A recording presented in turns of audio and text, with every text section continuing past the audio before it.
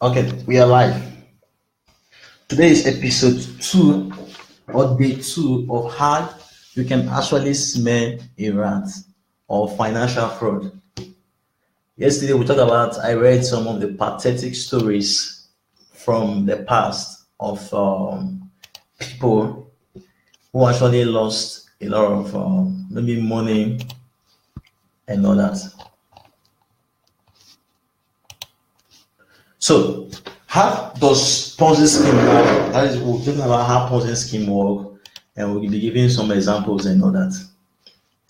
Now, an unending rat pack. Now, when I mean rat, I'm talking about fraud or concern or fraudsters and all that. History's rat parade is effectively endless. Market volatility in 2008 and 2009 uncovered a whole new rat pack. And I'll be giving the stories of some persons I know that. The first person here is Nicholas Cosmo. The 370 million rat promised 80% returns by providing private badge loans to commercial real estate firms. It does not appear many, if any, such loans were made. Now, there is something I want you to actually understand, that when it comes to financial fraud and all that, I read in the news a few time ago that the government of a nation actually was duped and all that. And we see fraud when it comes to issue of governance. Now, there is a major problem in Nigeria. It's the problem of corruption. So we're talking about people who are in political power, or they may not be in terms of political power, but maybe they have power of custody, or they have power of decision making, or they have power for anything at all. So there is this abuse and all that. Now, by the time we go through the lesson, you will now say, okay, what could be the best way to actually uncover corruption? Because one of the issues I will be actually addressing is the issue of custody and then decision making. So Nicholas Cosmo promising 80% returns by providing badge that are private, loans to real estate firms and all that. Now, in our further lessons, we'll be talking about how to know if the rate you are getting for an investment, how to know if a claim is true or is actually false. Now, the next person here we have is Otto Nede, a one-time lawyer previously debarred for investing escrow funds, was charged with $350 million hedge fund scam. He claimed 12% monthly returns in 2008. Actual fund returns were negative. What the market didn't take, he allegedly did. The FBI is still investigating. So when you see people who are giving claims, like, we can give you this returns. Now, I want to write something here. When a person is actually giving claims like consistent good returns without reporting bad returns.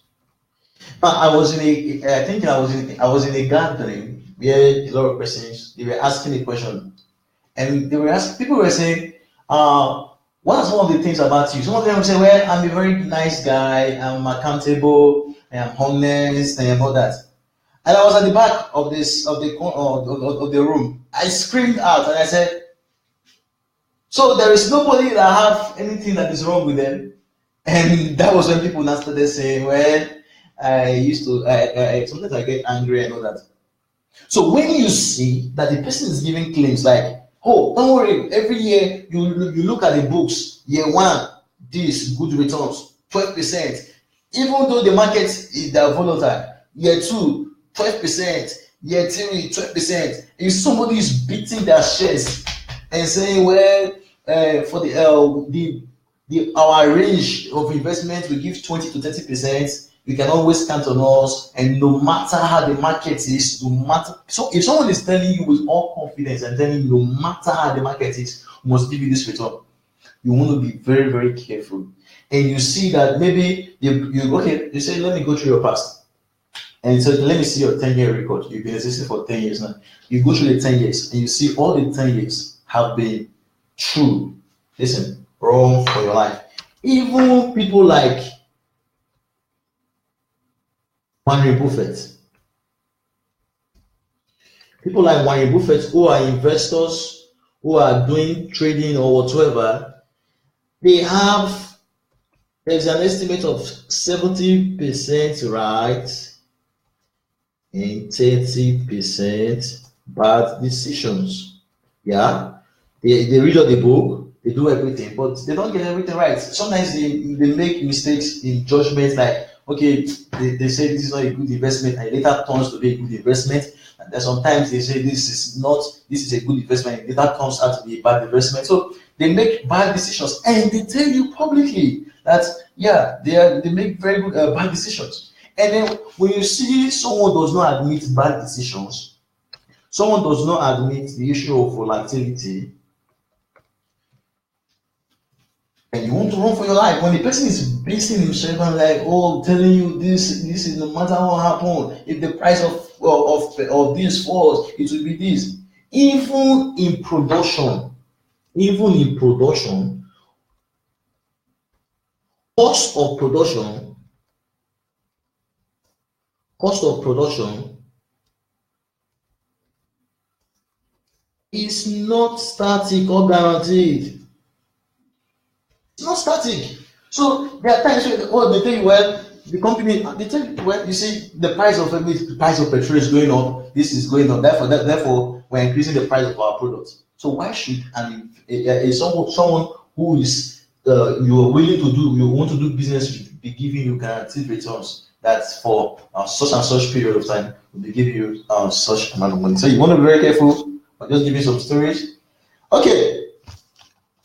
Darren Palmer ran a textbook scam, a textbook Ponzi, allegedly still being investigated in that whole force. He was charged with swindling 100 million, boasting 40% annual returns. He gave himself a 35,000 salary, a 12 million home, a fleet of snowballs, and a one-way ticket to federal prison. Now, I want to say this. There are times where we make investment with people, and then all of a sudden, you see the people blow up, and you're wondering, why are they getting all this money and all that? Now, there is something called the declaration of assets.